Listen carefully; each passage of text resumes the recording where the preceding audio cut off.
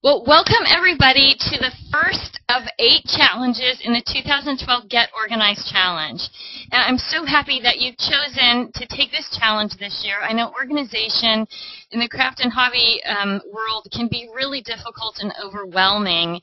And so our goal with this series of classes is to teach you how to organize your scrapbooking supplies, but also, more importantly, to give you a system for thinking about organization so it's easy to stay organized rather than we've all gone through that process of organizing this and then later that doesn't work anymore, so we change to something else. And my good pal Merle always says she used to organize to the size of container that she had. And once that container was filled, she had to buy another container. And so then you have to completely reorganize to work in that second container or whatever. So this challenge deals with actually the physical task of organizing, but also the mental process of organizing and how important it is to sort of have a mental path in your brain to move forward and be able to stay organized and sort of, keep the faith about what you're going to do and where you're going to end up. So let's jump right into our very first challenge here. So let me just explain, first of all, how does the webinar work? Well, you can't actually see me, but you should see a PowerPoint presentation on my computer screen and hear my voice. I don't actually answer questions throughout the presentation, but I do answer questions at the end. So if you think of something while I'm talking, feel free to type it in. I might cover it during the course of the presentation, but we'll revisit it at the end and make sure that the answers were clear. So please feel free to do that. Also, as I mentioned to the people who had were here just before we started, I'm not going to talk about the scrap rack in the presentation today. I am going to talk about it at the very end. So for those of you who either have a scrap rack and want more information, who don't have a scrap rack and want to learn about it, you can just stay after the webinar and get all that information. And for those of you who don't need or want that information, you can bail out at the end and you don't have to listen to me ramble on about that. So it is great information though, so you may want to stick around for it. If you have to leave the presentation for some reason, don't worry about it. It's all recorded, and then it'll get posted on our website later today, so you can go back and watch it at your leisure or rewatch it at your leisure. So hopefully most of you have downloaded the workbook. I posted a new link to the workbook for those of you who hadn't had a chance to do it yet on the Facebook page, and it's also on the webinar page on the website. If you can't get to it for some reason, email us and let us know. Just put "need workbook" in the subject line and we'll respond with a direct PDF attached of the workbook for that. So at the very end of the presentation, I'm going to give you, links and that kind of thing. So you don't even have to worry about, trying to write that stuff down. It's all going to be there at the end of the presentation. All right, so let's get started. The first thing we need to do is recognize why resolutions fail or why goals fail. And this is so important, especially this time of year when we try to set these resolutions. Well, there's some really important things that you need to keep in mind. And if you're aware of them, then it makes it much easier to follow through on those resolutions. So now I apologize. Some of you may be seeing like these weird little black lines on your screen as these things come up. Well, GoToWebinar is not wholly compatible with PowerPoint 2010. So if you're seeing some little weird black lines or boxes, those will kind of fade away later in the presentation, but unfortunately they're going to pop up for you at the moment. So here's some of the reasons resolutions fail. Your goals are too big, and that means there's a lack of instant gratification. And instant gratification is a huge motivator for most of us. When life becomes stressful, our willpower just disappears, right? We're going to talk about that a little bit more later, but it's true. You can stay on that diet as long as everything else is going along fine, but when things start to go sideways, it's really easy to pick up an ice cream cone instead of a celery stick. So that's having control of that stress and knowing that's coming your way is going to make it a lot easier to kind of stay the course and keep your willpower where it needs to be. A lot of times we make resolutions and we don't break down our big goals into small enough goals, and then those big goals are unattainable, so we just give up. Setbacks happen, and most resolutions don't allow room for these. All of these things are addressed in the challenge. Our goal here is to just really give you a program that you can keep working with no matter what goes sideways in your life, and that you can come back to and follow through and kind of stay focused and on track. And just a little aside here, for those of you who joined the Facebook group, you've already met some of the other gals on the Facebook group. The Facebook group is a great resource if you're a Facebooker to get on and share your success or share your frustrations. The group is made up of alumni, people who've already participated in the challenge, and it's also the new people. So there's a lot of support and help there, and it's really a fun group, and a lot of funny stories get posted. And if you think your room or space is a disaster, I guarantee you there's somebody with a picture on that challenge group that's twice as bad as what yours could ever be. So please, if you're a Facebooker, join that group and really take advantage of the support that's there. Especially when you have a setback. Those people are there to help you get you back on track. Most resolutions lack a rewards along the way plan. So we set some big goal like, when I lose 20 pounds, I'm going to go to Hawaii. Or when I lose 20 pounds, I'm going to spend $1,000 on new clothes, or whatever it is. But there's sort of nothing in between. And it makes it hard to stay motivated when you don't get that little goodie. So that's part of the success of good resolutions. Finally, there's a lack of positive association with the end result. What is that big benefit, and how will you feel about it? Now, the vast majority of us, maybe all of us that are in this challenge, are women, and women associate emotionally with almost everything. And so when you have a big benefit, it's going to make it a lot easier for you to keep following through because it's something you can feel and relate to. So one of the things we're going to do is really focus in on that big benefit. What is it? It's different for everybody. So the big benefit, when I've completed this challenge, I will, and you fill in the blank. And here's just some ideas. You know, I'll be able to use both my time and my materials joyfully without frustration. I'll be able to spend my crafting budget wisely without buying duplicates of things that I already own. I'll be able to find my stuff. My husband will be able to eat dinner at the dinner table instead of on his lap.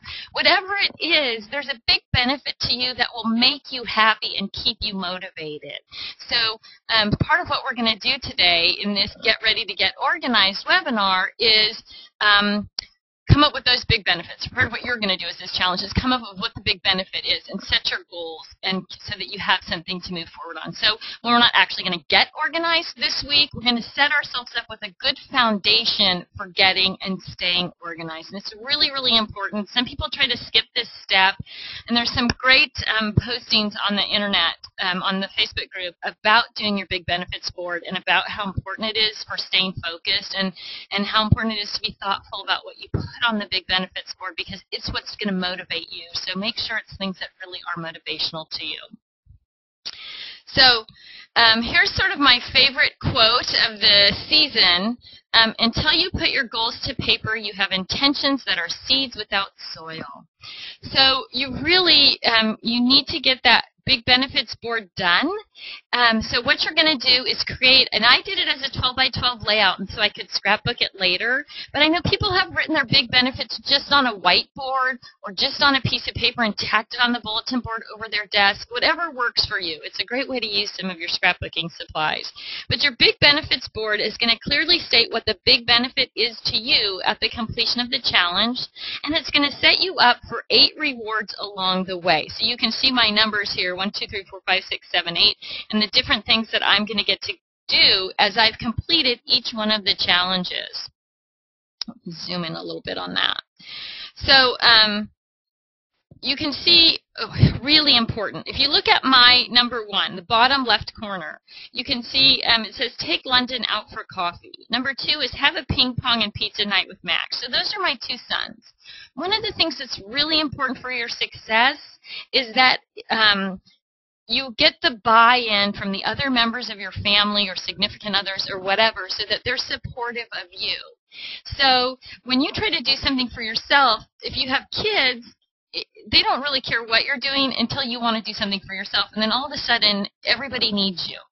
So you need to come up with a way to sort of distract your kids or your family from taking away your organization time. And so my method for doing that was telling my older son, London, when I finish this first challenge, I'll take you out to Starbucks. We'll get some coffee and play cribbage, something he really enjoys doing.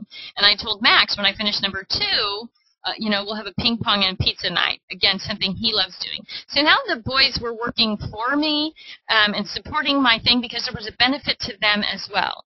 They were also better at keeping each other distracted from bothering me because there was a benefit to them. So if there's other people in your life that are going to distract you from staying focused on this, get the buy-in from them before you move forward so that you're going to get the best possible result.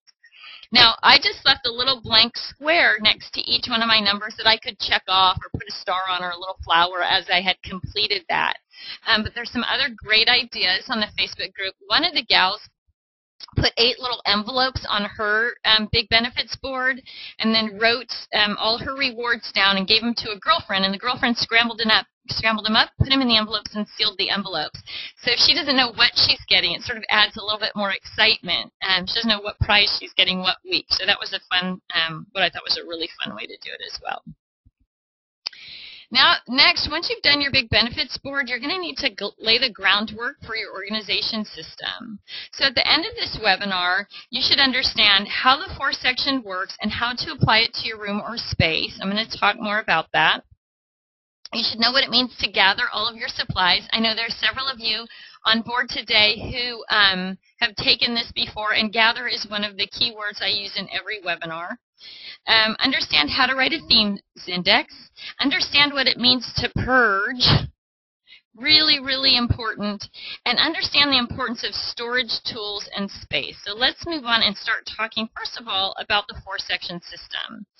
So what is the 4-section system? The 4-section system is a guide, post, or mental map for where to put your things away, and you can always follow it. It never changes. And once you've established your supplies in this 4-section system, it makes it easy to put things away because you know exactly where they go. You don't have to guess. You don't end up setting things aside saying, I'm not sure where I'm going to put that. You know when you buy something at a crop, at a class, at a scrapbook show, at the local scrapbook store, you know exactly where you're going to put that thing when it gets home, so it doesn't end up in a bag in the closet waiting. So the first section is alphabets, numbers, and punctuation. And this is anything that's alphanumeric but not theme specific. Section 2 is going to be your themes A to Z. So all the things that you scrapbook about organized alphabetically. So animals, baby, camping, sports, whatever it is, you're going to write a themes index that details all of those things. The third section is the calendar year, and this is all of your holiday and seasonal materials grouped together chronologically. And your final section is the rainbow. And the rainbow is everything grouped by color that does not fit into one of the first 3 sections. And this can be anything from eyelets to scraps of paper. So anything that's just a solid color but doesn't fit into any other categories. Now, this is really important. There is no miscellaneous, ladies. There is no miscellaneous. There's no miscellaneous. Even in themes A to Z, you can't slap an M for miscellaneous in the middle. Miscellaneous is completely contradictory to organization. So you're going to be tempted to have a miscellaneous category, but know that there isn't one, and you have to find a home for that thing. Now, the other thing to keep in mind is, as we go through the sorting and organizing process, when you look at something and you go, that's miscellaneous, that's your brain telling you it's tired of thinking about things right now and you need to take a break. And so you don't want to get yourself overwhelmed to a point that you're making bad decisions or making lazy decisions because you're exhausted at what you've done so far. And for some of you, that'll be hours into a project, and for some of you, it'll be 20 minutes into a project. But recognize that when your brain wants to tell you that to put this in the miscellaneous category, it just means it's time to take a break. Go for a walk, get a cup of coffee, whatever it is, but there is no miscellaneous. So the second thing you need to do is that themes index. And so I guess I'm going to send you a link to a very detailed article on the 4-section system with pictures and everything so you can read through that later. That's part of the challenge for this week, is to read that article.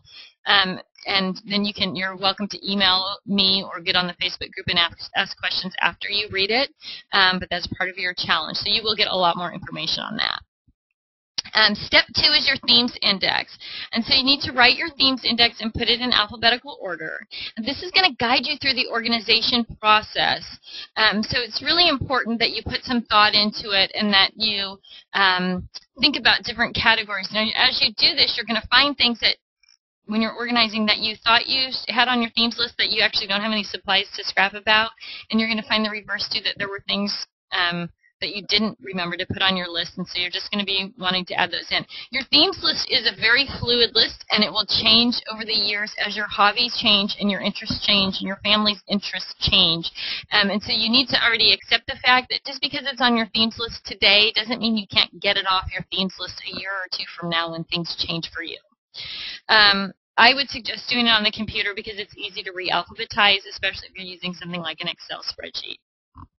Your mantra for sorting and organizing in the themes list is keep things together I would use together. Now remember, this might mean combining categories. So if you have a category that's dogs and cats, and then you have a category that's pets and zoo and animals, you might want to say, okay, I'm just going to have an animals category, and then I'm going to have subcategories within that for each of those types of animals. Same thing with sports. If you have a lot of sports in your family, you may have a sports category and then subdivide that, football, basketball, baseball.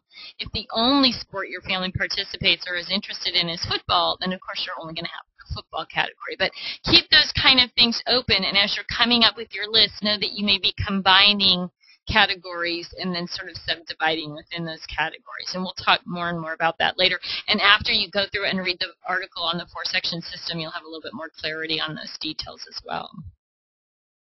Okay, step number 3 is gather together. Gather items that are floating around your work area, piles of things left over from projects, things in the trunk of your car, things in the garage, or things that you've hidden away from your husband so he wouldn't know how much money you spent, so you have it stashed away in a closet somewhere. But the goal is to get all of those things together in one room or space so that as you start working, you're not being frustrated by finding them later or adding things to this stack later. Now, you may add things to this stack later, but try and get out there and get everything together into one place. And they can go in existing drawers or boxes or bins or whatever you're using. Your goal is just to get it all together in one space.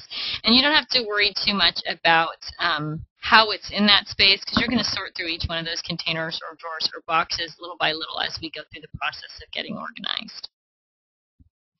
Step 4 is prepare to purge.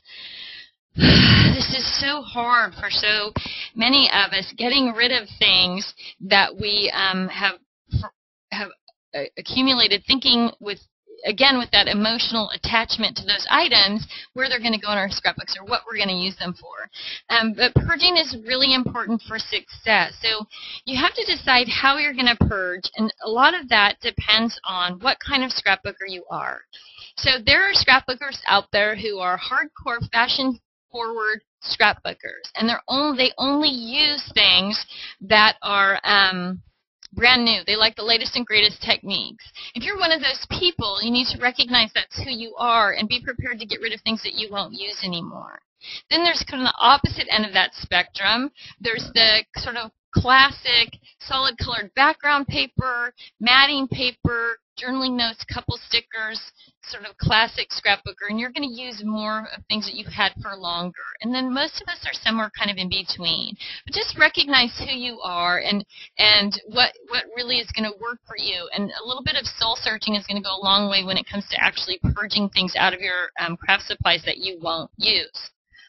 Once you've sort of decided that, then you're going to set a goal for how much purge you're going to have and when it's going to leave your home.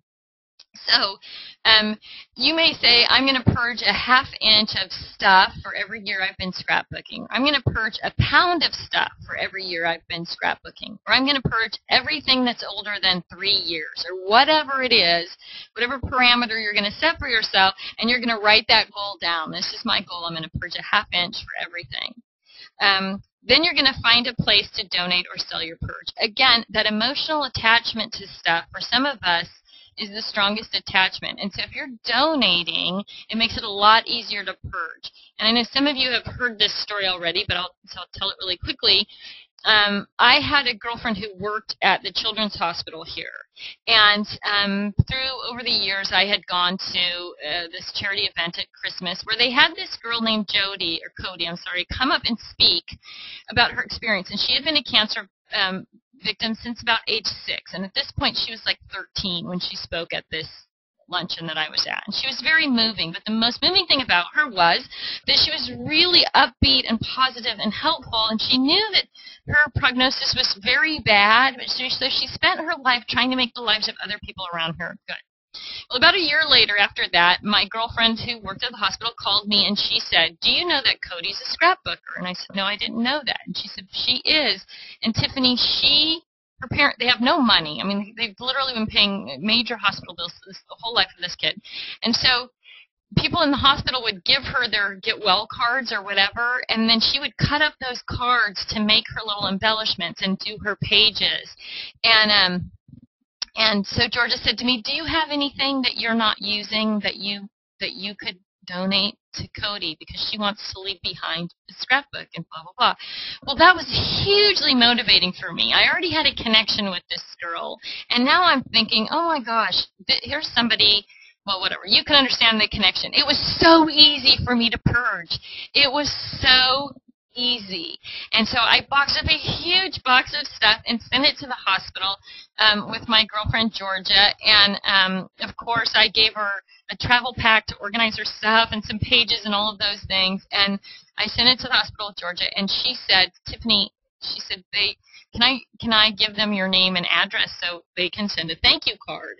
And she said, "You would not believe," both Cody and her mother were just bawling at the amount of stuff. And it was all stuff I was never going to use. So find a great story, somebody that really motivates you. Maybe it's a teacher that you love, or, my kids had great kindergarten teachers, and every time I purged, it was motivating to give to them. But find a reason to give stuff away, and it'll be a lot easier to give it away.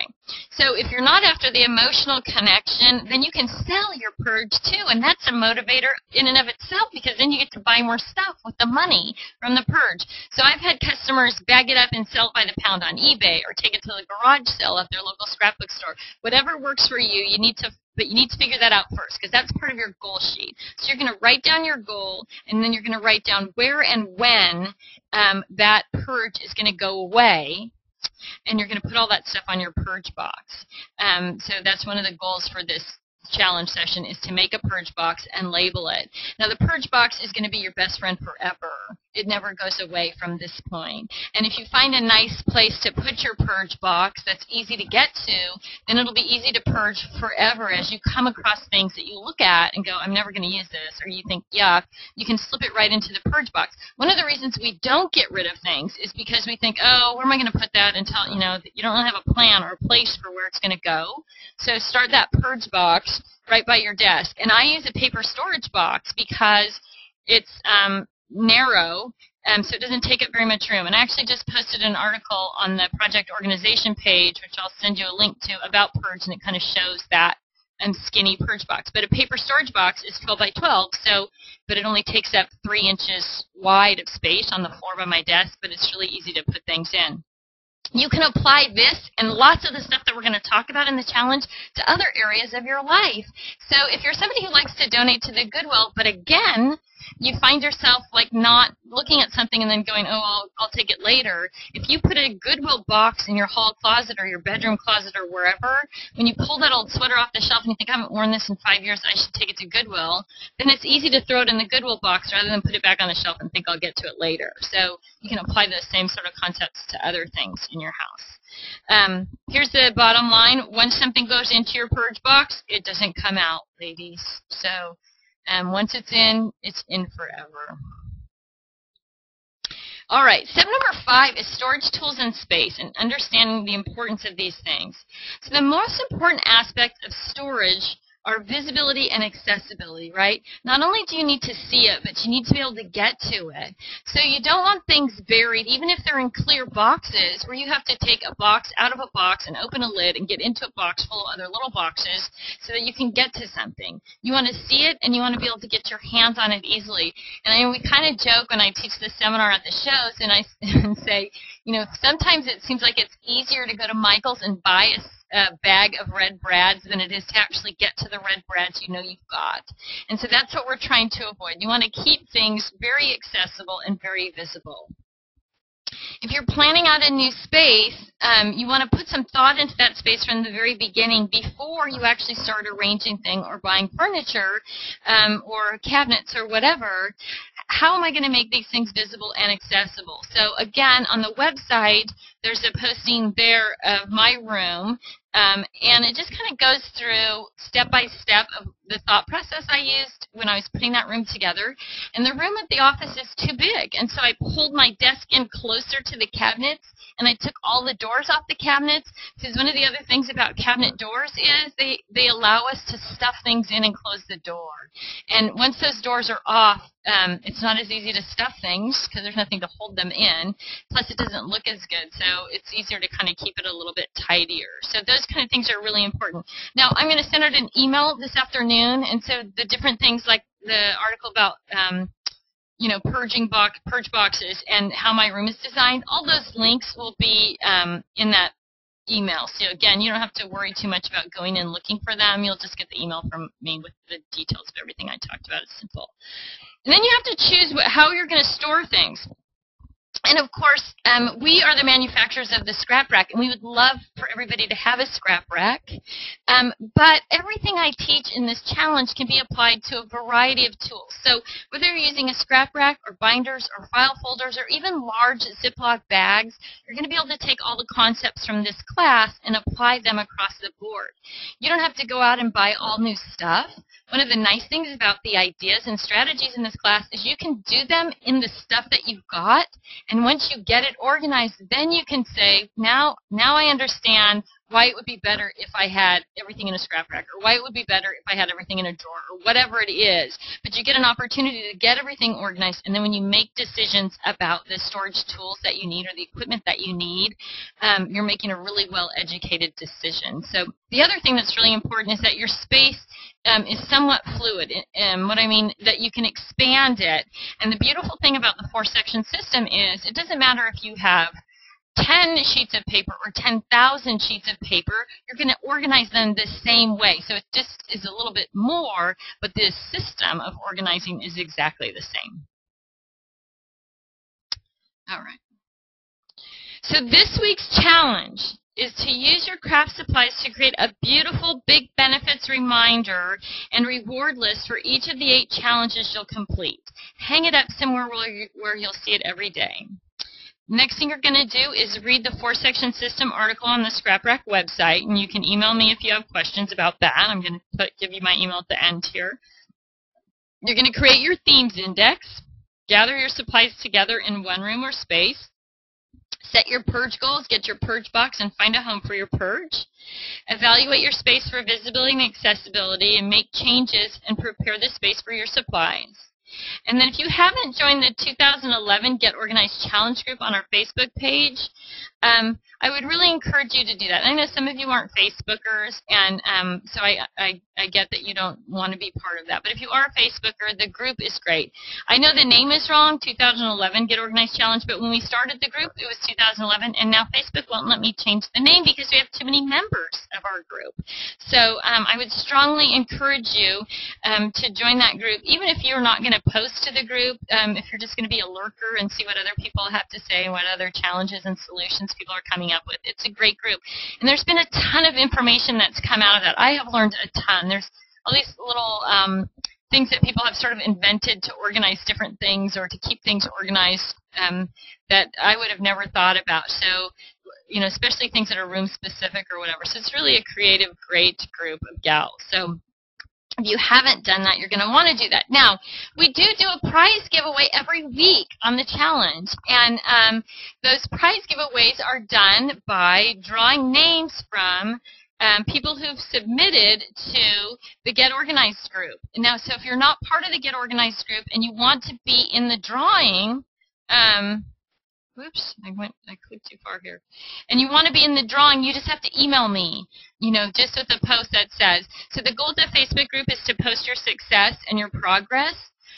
So you just get on there and post, I did half the challenge, I'm 3/4 of the way through the challenge, I finished this or whatever, and just post your progress because that holds you accountable. Once you put it out there for the world, what your goal is and what you're doing, it's so much easier to keep moving forward. And that's sort of the basis for that group. But if you're not part of the group, you can just email me and say, please enter me in the drawing. I've done this, or I've done that, or I'm on track for this. So just what gets you in the drawing is that you're actively participating in the challenge. So either you have to let me know via email, or you have to post on the Facebook group to do that. Okay, so let's talk about a couple of cautions. I talked earlier about, you know, when you get to the to that thing that you look at and you go, this is a, you know, this is a miscellaneous, because your brain is sort of shutting down. So that's what this kind of relates to. So I want you to think about your brain as an elephant and a rider. And we always wonder when we see those guys, especially like in India, a little tiny guy riding that great big elephant, and he's totally in control. Well, your brain is split into two pieces, the emotional side and the rational side. So that elephant is the emotional side of your brain. It's big, it's powerful, it's a lifesaver, it does the things you really need to get done. The rational brain is that rider, and it's sort of what keeps your emotional brain in check, right? So if the rider is strong and disciplined and consistent, it's really easy to keep that elephant under control. But when your rational brain gets tired, your emotional brain will take over and run rampant and start going willy-nilly through your supplies and tossing things here and there, and you don't want that to happen. So if your rational brain is exhausted, leave your elephant and go do something else until you can refocus on the task at hand, because you want to stay the course. You want to follow the four-section system. It's really key. You don't want to end up doing things just because you're tired and making decisions. And if you think back to other organization projects you might have started, if you get halfway through an organization project and then you walk away from it for whatever reason, or you run out of time or whatever, when you come back, sometimes you're like, well, that's not working. And the reason your brain says it's not working is because it's not done. And so one of the things about the way we're going to approach organization is we're going to set that clear path. So every time you come back, you know exactly which way to keep going to be successful. You're not going to have to guess at it. So that's one of the main premises of this whole series. So, all right. So this week's challenge, you're going to need time to create your big benefits board, time to read through the four-section system, a computer for writing your themes index, an empty box that is larger than 12 by 12 for purge stuff, or it can be like a paper storage box, just so long as you can get that 12 by 12 in there. Time to search around and gather your supplies. Time to evaluate your space. Feel free to send photos into the Facebook group if you want some input on your space. There's lots of great ideas there as well.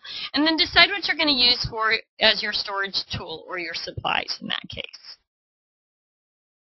Okay, so this week's extra mile challenge is if you're ready to do a little extra, and this is mostly mental work this week. So if you're working on organizing a room or space, ask yourself the following questions and write them down and post the answers on the wall where you can see them.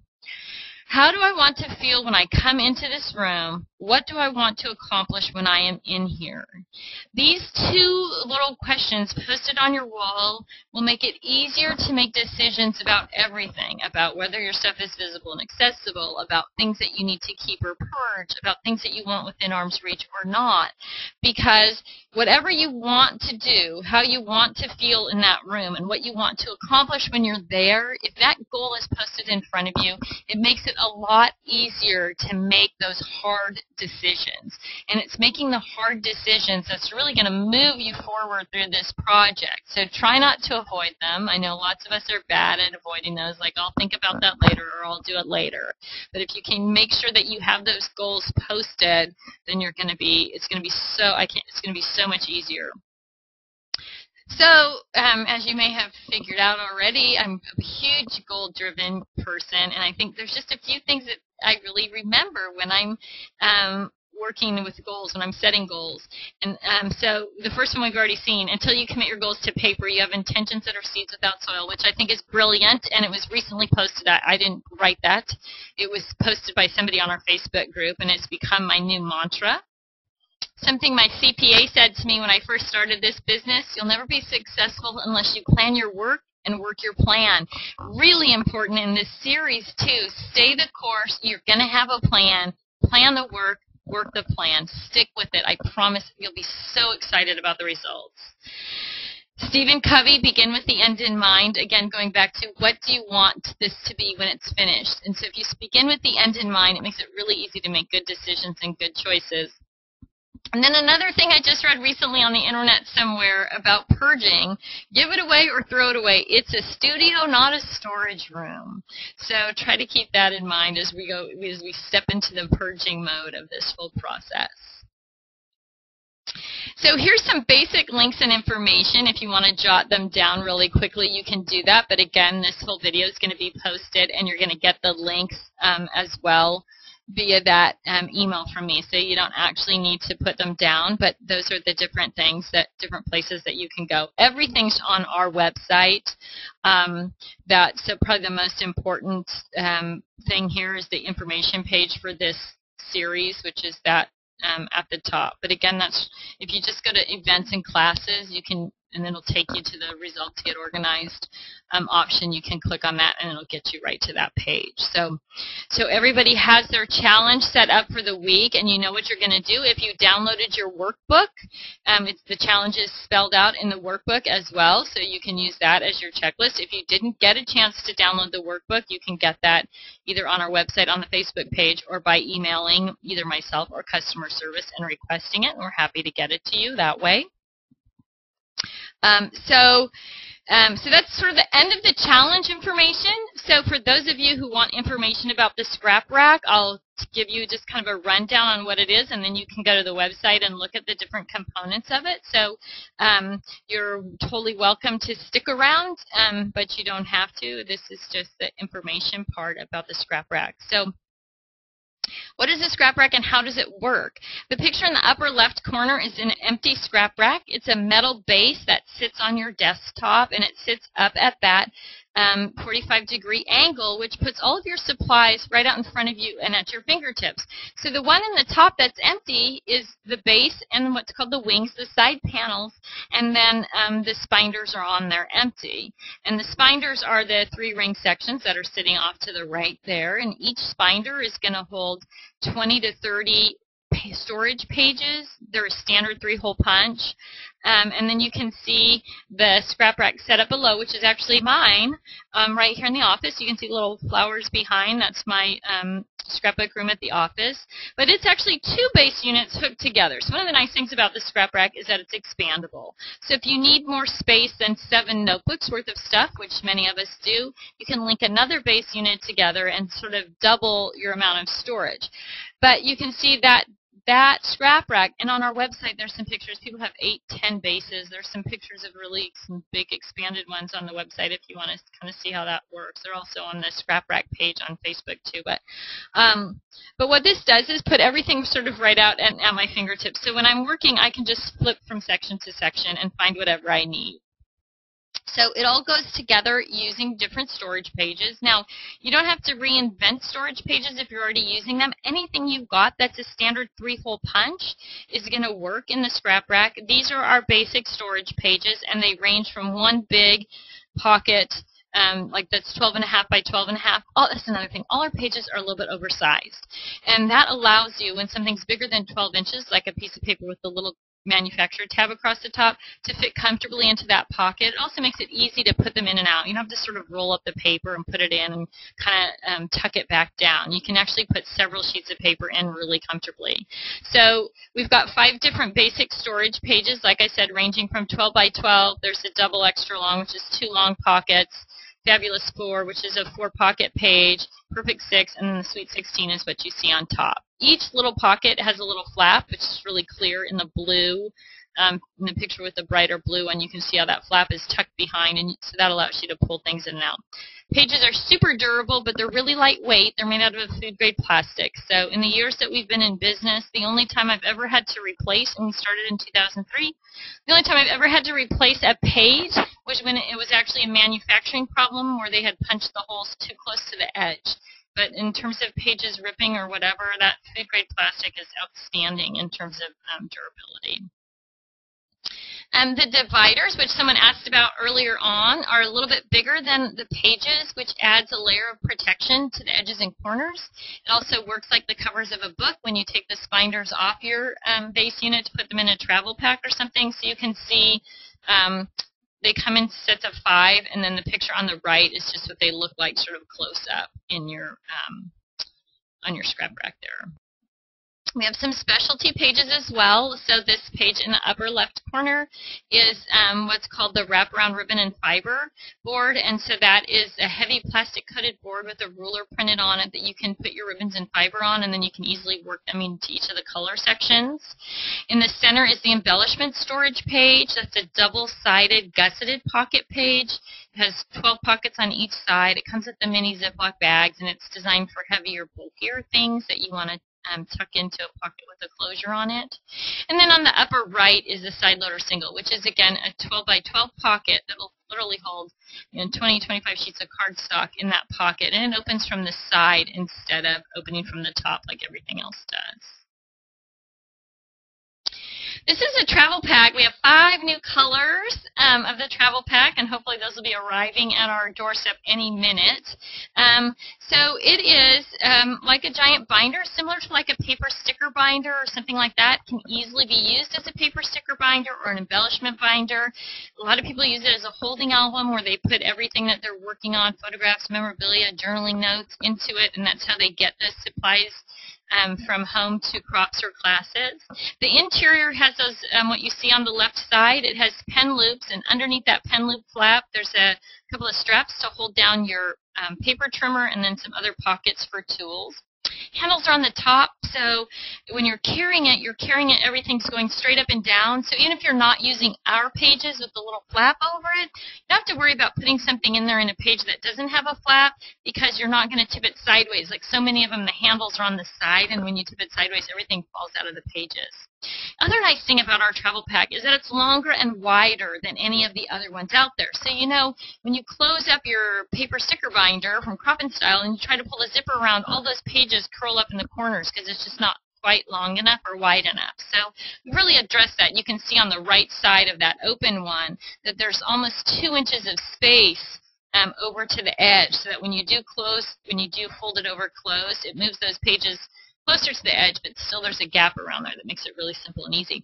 This year, the pen flap that's in the travel pack is removable. It's on Velcro, and you can choose to add an accessory pocket that's just a clear zippered pocket instead of the pen loop, or in addition to the pen loop pocket, or the pen loop flap, or you can actually buy the clear pocket separately and add that in and stick it down to the other side of Velcro that's there as well. And there's actually a video on the website on the travel pack page and the Crop Crate apron page that sort of details both of these things, so there is a lot more information on the website. Paper storage boxes, they're oversized, so they'll easily fit 12 by 12 paper. And this is what I was talking about for the purge box. So they come in sets of 5. So the one that you just see on the left side there, I just have one of those that's labeled on the front for purge right down on the floor by my chair, and then I can throw anything in there, whether it's a little scrap of paper or an embellishment or a 12 by 12 piece of paper, doesn't matter. It's all purged, but it's a skinny box. It's easy to throw things into. You can decorate them if you want, so you can see the travel and Christmas ones. I've got that's just the front decorated, because that's what you see on the shelf. And then for the ones that are in my room, they're all decorated to match the flowers and stuff in the room. And I just spray painted them and then cut out those flowers, a perfect job for your cricket, cut out those flowers that matched my room and decoupaged them onto the box, so they turned out really cute. This is a Crop Crate apron. We don't sell the Crop Crate. That's from Office Depot. We just sell the apron that goes around it. And this is, I apologize, this is the old color, this navy and black. We don't actually have this color anymore, but it was better images to show you kind of how the pockets and stuff work. So it's just the apron goes around the tote, and you can actually take all the binders off your scrap rack and stand them up inside the tote, and then fold up the scrap rack and put that inside the tote and take it all to a crop, and then when you get to the crop you can use the lid to hold your scrap rack. So it's just really a great tool. The tote itself is available at Office Depot. It's around $20. They're on sale right now for $15 actually. Normally they're between $18 and $22 depending on where you are in the world and what Office Depot you're shopping at. But So that was the original color, and then these are the new colors.